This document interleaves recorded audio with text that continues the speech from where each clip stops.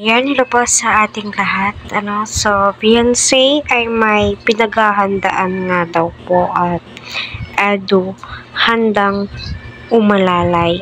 So, alam naman po nating lahat na si Edu ay one call away, no?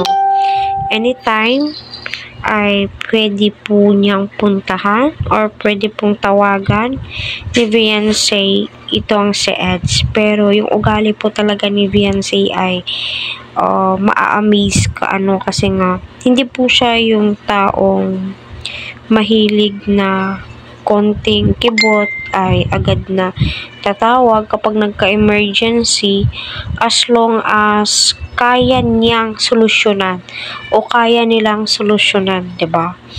Kagaya nga po nung umuwi ng madaling araw itong si Beyonce, galing sa hospital dahil nanganak nga po ang kanyang nanay, ay napahanga si Eds at sinabi nga ni Eds ay pwede mo naman akong tawagan anytime, pwede naman ako basta ikaw, di ba sinabi ka noon alam nyo naman si Beyonce nahihiya, and also si nanay ay ayaw na nga pong makadistorbo ng tao, pero alam naman po natin good Samaritan po yan sila Edu, anytime pwede po yan sa ngalan ng tulong, di ba? Kaya patuloy po nating suportahan sila Kalinga Prab, Kuya Val at ang buong team. Huwag po natin skip ang kanilang ads para sa ganun nga po ay marami pa po silang matulungan na kababayan po natin. Kaya nakakabilib po talaga.